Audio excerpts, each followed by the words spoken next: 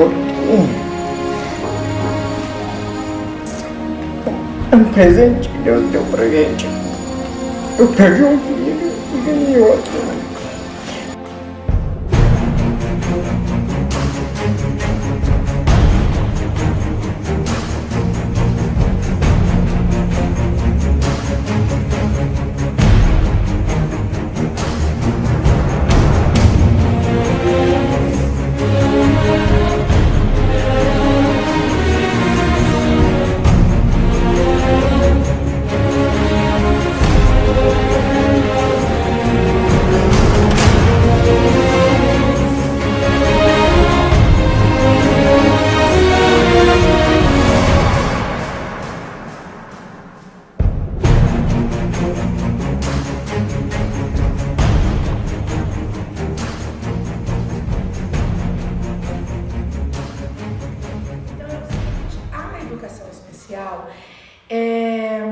É um universo que engloba todas as dificuldades da pessoa, no caso da nossa escola, as dificuldades da criança. E essa educação especial, a criança pode ser deficiente intelectual, pode ter uma deficiência intelectual, que chamamos DI, e a criança é trabalhada dentro do seu limite, dentro do seu possível. Quando ela pode ser trabalhada dentro da sala de aula, que é a total inclusão, é feito isso. E quando ela não consegue, ela vai para uma classe especial, que nós temos na escola também, 2 salas de classe especial, onde são atendidas 11 crianças em cada sala com deficiência intelectual. E essas crianças são atendidas por um professor especializado, e elas vêm todo dia no ensino regular, tem seus horários. E a gente percebe que essas crianças com deficiência intelectual, eles têm muita dificuldade. A dificuldade é socialização, dificuldade psicomotora, dificuldade em apreender os conteúdos, porque hoje ele aprende, amanhã ele esquece.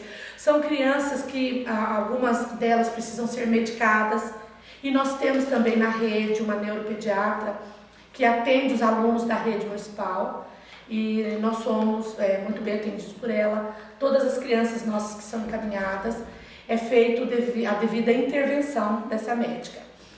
E temos também a sala de recursos multifuncional, que é um outro tipo de auxílio à educação especial.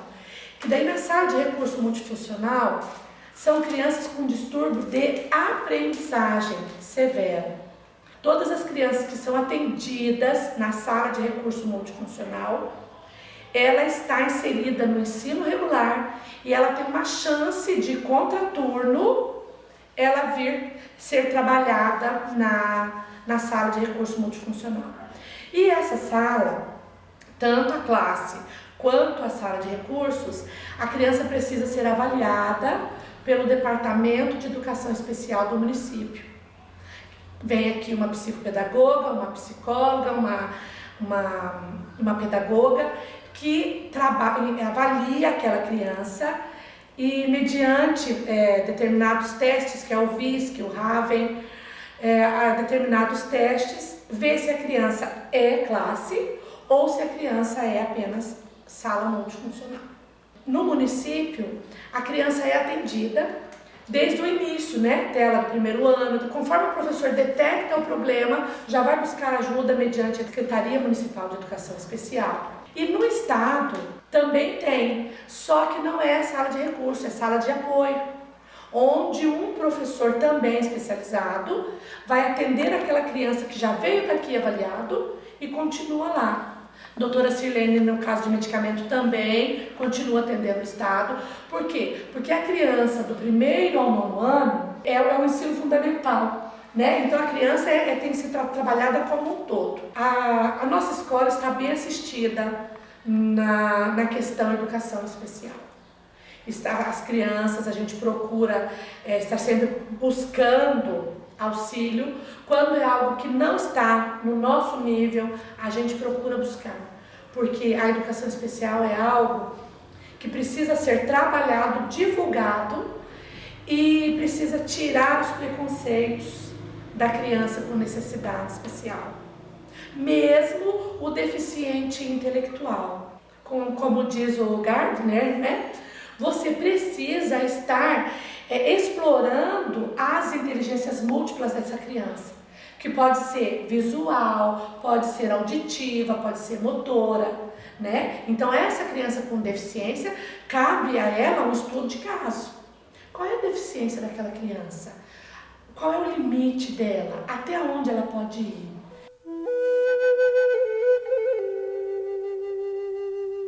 O maior é levar os pais, primeiro, aceitarem o seu filho como ele é, sem ter aquele preconceito, porque tem muitos pais que a gente chama para conversar, a gente vê que o pai não aceita que o filho tem probleminha. O pai não aceita que o filho é diferente. Então, nosso primeiro desafio é conscientizar os pais, levá-los a buscar auxílio. Por quê? Porque a gente prepara tudo. Você marca uma consulta, você consegue um especialista, você consegue uma avaliação e os pais não mandam a criança para a sala de recurso multifuncional. Então nós temos que ir na casa, a gente tem que buscar. Acontece casos aqui na nossa escola de criança, 2 crianças que não vinham para a sala de recursos. Um aluno com deficiência, com dificuldade de aprendizagem, já com 9 anos, num segundo ano não consegue ser alfabetizado, nem na área português, nem na área de matemática. Ele não retém. Na matemática ele não tem abstração, não tem raciocínio lógico, ele não tem noções primárias de conceitos básicos da matemática, já com 9 anos. E ele precisa frequentar a sala de recurso. Chamamos a mãe veio e falou, eu não tenho quem traga. Então, o que a escola se disponibiliza? 2 vezes por semana, esse menino vem para a aula de manhã, ele almoça na escola, descansa na escola e 1h30 ele fica para o reforço, na sala multifuncional. Então, assim, a gente faz com amor, com carinho, com dedicação. Porém, nós estamos indo além da escola. E é onde realmente a gente precisa estar.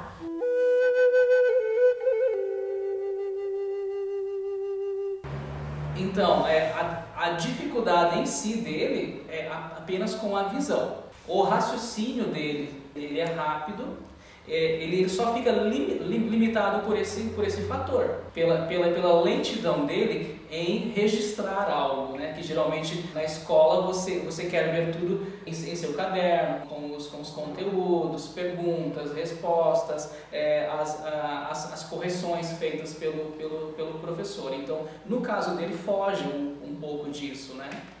Então fica praticamente a questão da oralidade com ele, né?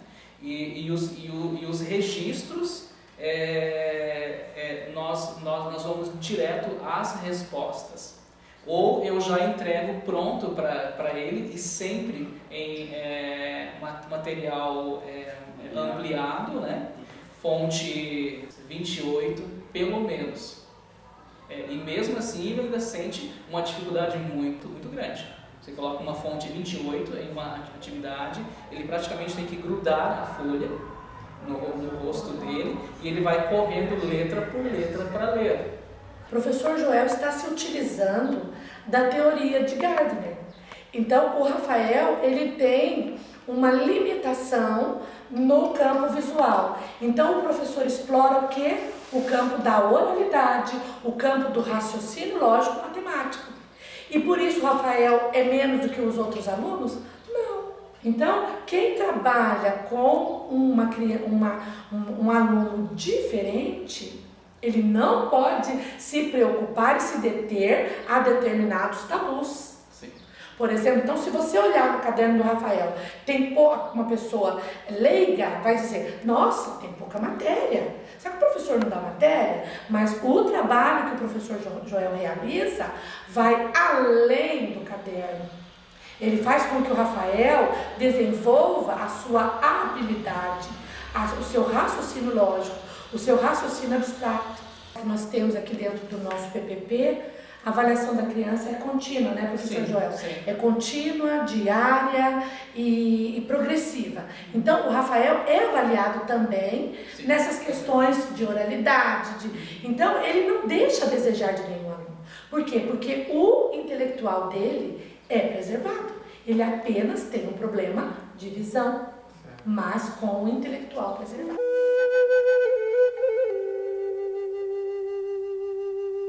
Quando o professor percebe, depois de um tempo de trabalho, de várias tentativas, de diversificar os métodos, as atividades, daí então eles vêm até mim, até a gente, né? Vai primeiro na supervisão, né, professor Joel?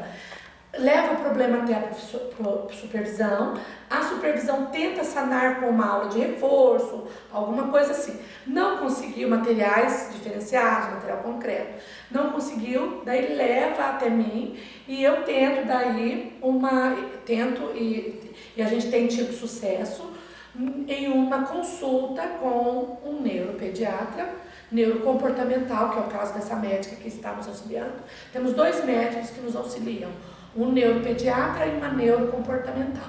Então a gente caminha para um dos 2, através do posto de saúde, e essa criança daí então, e fazemos um relatório, que o professor faz, eu analiso e faço também, auxilio, e daí por meio desse relatório, o médico estuda a criança, se for necessário exames, pede, e receita a medicação adequada. Nós, por exemplo, temos aqui na escola várias crianças, em torno de umas 38 crianças que tomam medicamento para a hiperatividade, que é no caso do TDAH, né? Transtorno de déficit de atenção com hiperatividade. Então, nosso maior desafio na escola hoje é fazer com que os pais sintam a necessidade de permitir ao seu filho se desenvolver. A LDB reza, né, tem um artigo que reza a inclusão total e global da pessoa com deficiência na escola, não é verdade? E que inclusão acontece se o aluno não se sente bem onde ele está. Então, essa inclusão precisa ser feita de forma sensata, de forma equilibrada e de forma que a criança não venha a ser excluída depois no ensino regular. Por isso que essa criança precisa ser bem atendida nos demais campos onde a educação especial permite essa ajuda, que é a sala de recursos, sala de apoio, a classe especial, a APAE. Temos também em Foz do Iguaçu Nosso Canto, que são crianças com dificuldades múltiplas, e muitas delas têm dificuldade motora, dificuldade visual, dificuldade ao falar, mas o intelectual é preservado. Então ela tem direito à aprendizagem. E é onde então a escola, como base, como berço, precisa estar atenta e encaminhando.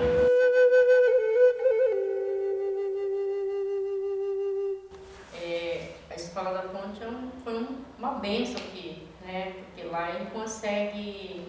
Acho que ele aprendeu um pouco mais, assim, a mente dele ficou mais rápida, porque em casa eu faço, assim, algumas atividades, ele gosta muito de contar dinheiro.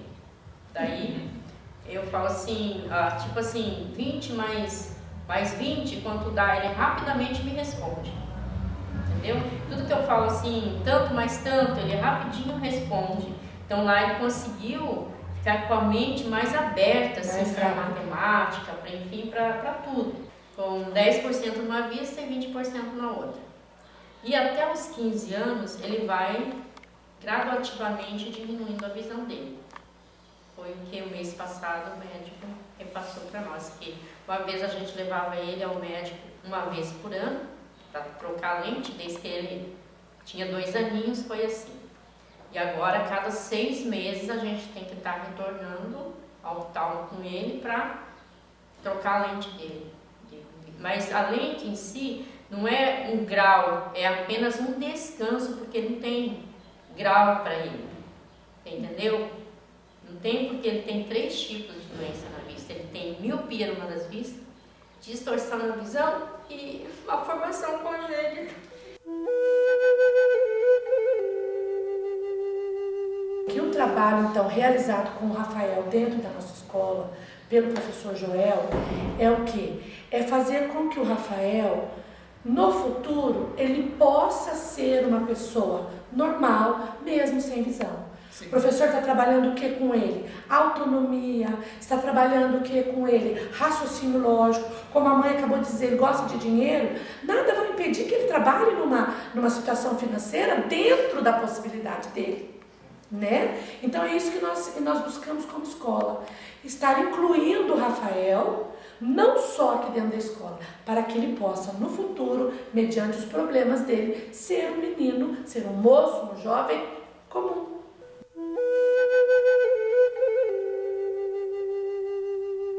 Nós temos o Departamento de Educação Especial da Secretaria Municipal. Mas esse Departamento de Educação Especial, ele está vinculado ao Núcleo Estadual de Educação. Porque quem dá autorização para a abertura de sala multifuncional, de sala de recurso multifuncional e de classe especial é o Núcleo Regional. Então a escola, por exemplo, vamos supor a Escola Jorge Amado, a gente prepara um processo, provamos que nós temos crianças com deficiência intelectual e de aprendizagem, várias crianças que necessitam de um trabalho especializado. Montamos um processo da abertura de uma nova sala e mandamos para a Secretaria de Educação.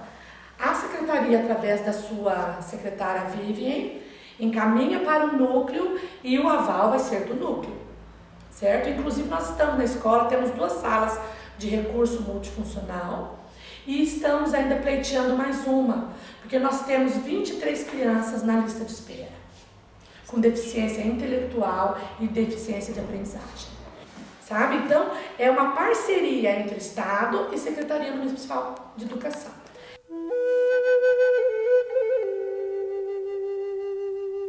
Tem a síndrome de Asperger, né? E, assim, ele, ao mesmo tempo que tem o seu mundo dele próprio, né? Ele cria todo esse espaço dele, mas ao mesmo tempo ele convive bem com os outros alunos. A questão dele na sala de aula não há problema algum, é muito tranquilo, né? Ele está tomando a medicação devida, então é uma criança super calma, dócil, tranquila, só que ao mesmo tempo tem que saber lidar com ele. Ele não aceita muita cobrança. Assim, às vezes eu tenho que me cuidar, né? Às vezes aquela autoridade que você tem com os alunos de cobrar, às vezes você levando um pouquinho a voz, com ele tem que ser um pouquinho diferente, né? Tem que ser um pouco mais calmo, falar devagar com ele, fazer com que ele entenda aquilo que você está pedindo, né? E por enquanto ele está recebendo muito bem. Hoje, né, nós recebemos uma professora nova, né, na escola que vai estar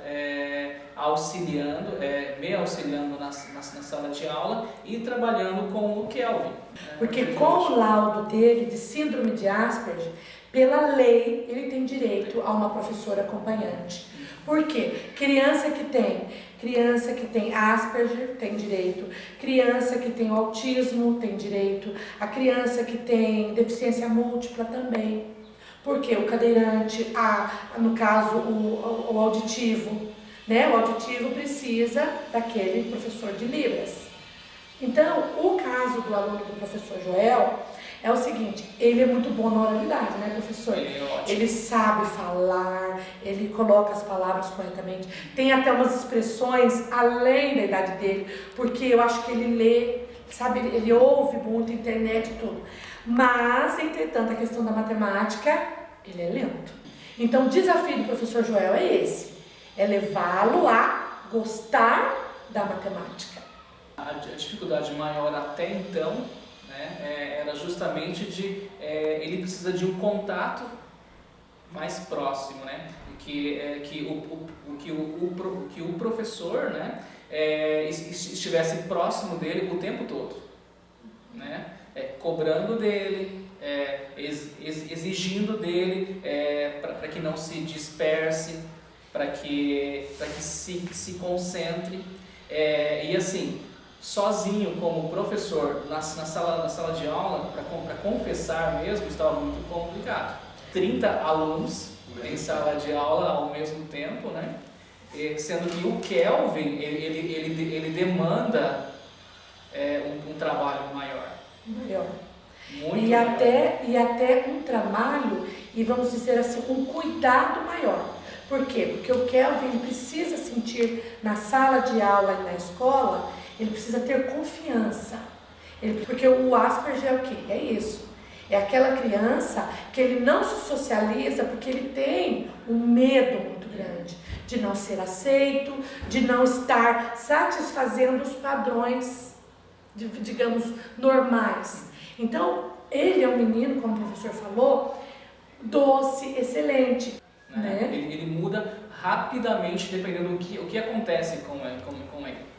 Né? Então, tem que se tomar muito cuidado. E eu, assim, até então, né, estou conseguindo que ele continue assim. Né? Foi um pouquinho mais difícil com os colegas, porque se você não está com ele simplesmente deixa todas as atividades, o que eu encaminhei para ele, né, pela falta desse corpo a corpo. Então, agora, com essa professora junto na sala de aula com ele, né, nós já conseguimos hoje, no primeiro horário de aula, realizar toda uma atividade de avaliação de português com gramática, produção de texto. Então foi um trabalho maravilhoso já no primeiro dia, né? Então, e a orientação... Teve uma resposta muito boa. E a orientação que nós como direção e supervisão tivemos com essa professora é o quê? É realmente trabalhar isso no Kelvin. Esse amor, como ele é bom no português, esse amor, essa interação com a matemática. Direcionar para a matemática. Direcionando todo esse esforço que ele tem e essa satisfação que ele tem na oralidade, no português, de se colocar na matemática.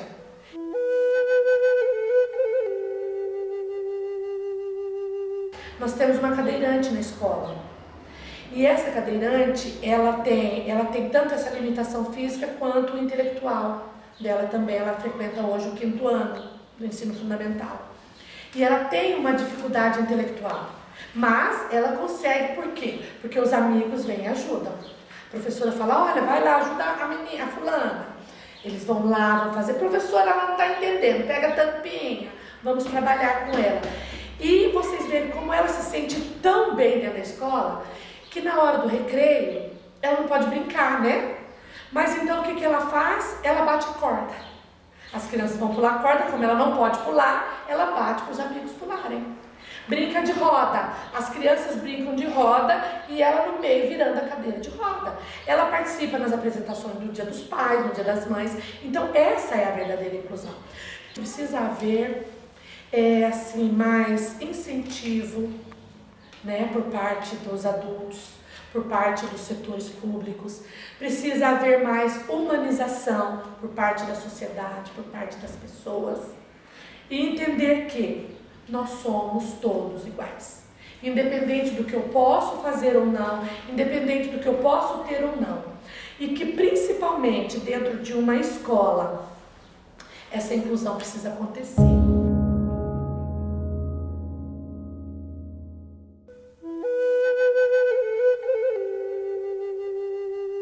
São feitas as adaptações realizadas com ele, são ampliação de textos, né, ampliações de imagens, tá, e aproximação das atividades, para que ele consiga realmente realizar essas atividades tanto na sala de recursos para deficiência visual, como no seu dia a dia, no ensino regular, que ele estuda na sala dele no ensino regular, na Jorge Amado. A adaptação do dia também. Tem dias que está muito claro, né? Tem dias que está mais nublado, então eles também têm esse reflexo na parte visual deles. Tá? Então tem dias que enxergam melhor, outros dias não. né? Mais nublado. Então a gente depende disso também, do desenvolvimento deles no decorrer da aula. Rendimento satisfatório, os pais são muito presentes, toda vez que precisa estar levando ao retorno do oftalmo, ele vai realmente, né? Então ele está sendo bem atendido e está tendo um progresso bem grande. Olha, para mim é muito gratificante, porque na verdade são adaptações simples que a gente realiza aqui, mas que a gente consegue colocar ele no nível da turma lá, né? Então esse contato e esse trabalho que a gente faz, para mim é muito satisfatório. E ele também tem correspondido com esse trabalho, né? Porque ele também é uma criança muito esforçada, ele frequenta assiduamente, então a gente consegue realizar esse trabalho com ele. Assim, eu não posso dizer que a gente tem alguma dificuldade para estar desenvolvendo o trabalho, não só com o Rafael, como com todos os outros. Sim. Né? Porque a escola tem dado um grande apoio, a sala é equipada, né? São materiais simples, porém que a gente consiga desenvolver um trabalho bom com eles, né? Quando a gente vê uma necessidade ou uma adaptação para um aluno, a gente senta, tenta resolver, confeccionando o próprio material, né? Nós temos muito material confeccionado aqui na escola, então consegue resolver e sanar a dificuldade de cada um.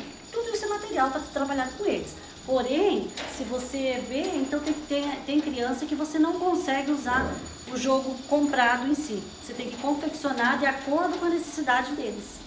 Se ele fosse fazer de acordo com a regra do jogo, ele iria montar na criatividade dele ali, mas às vezes as crianças também se frustram porque não conseguem terminar a atividade, né? Então eu dou direcionamento que ele vai conseguir e fiz adaptação na distância aí para ele estar conseguindo resolver.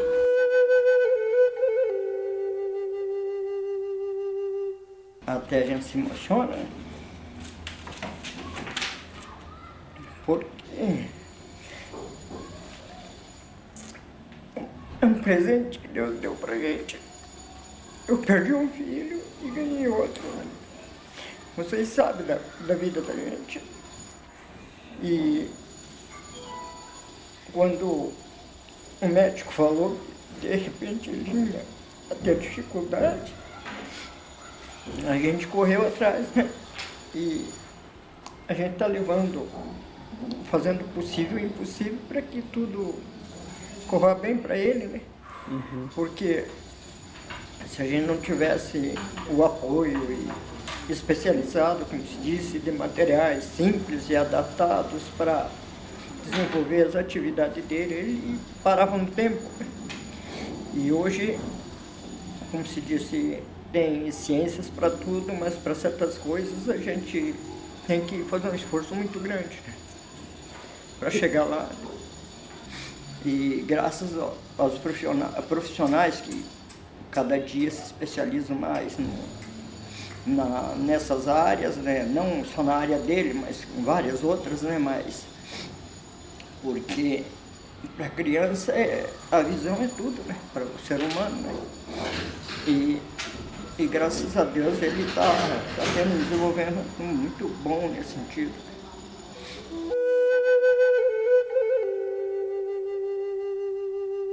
E o recado que eu dou a vocês, professores de matemática, é assim: estudem, formem, vão para a sala de aula, mas não pensem que existe uma fórmula para ensinar a matemática, para ensinar a criança a gostar da matemática. Você vai ter que usar os seus sentimentos, a tua sensibilidade e o que você aprendeu. Por isso, professor, não desista nunca. Siga, busca coisas diferentes, inove, diferencie, sabe? Muito material concreto, muito amor, carinho, psicomotricidade. E a criança, com necessidade ou não, vai gostar de trabalhar matemática.